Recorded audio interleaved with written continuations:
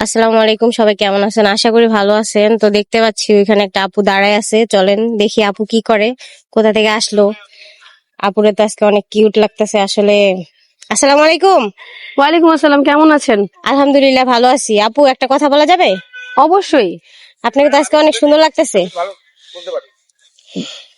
মাশাআল্লাহ, অনেক সুন্দর লাগতেছে থ্যাংক আপনার ইউ সো আজকে। মাচ। আপু কই থেকে আসছেন? টিকাটুলি থেকে আসছি। টিকাতলি থেকে? হুম। মাশাআল্লাহ, আপনি এত কিউট কেন আপু? তা তো জানি না। মাশাআল্লাহ, খুব সুন্দর এই যে লাগতেছে। আপনি আর বললেন লাল তাই শাড়ি কিউট। পরে আসছে, দেখছেন?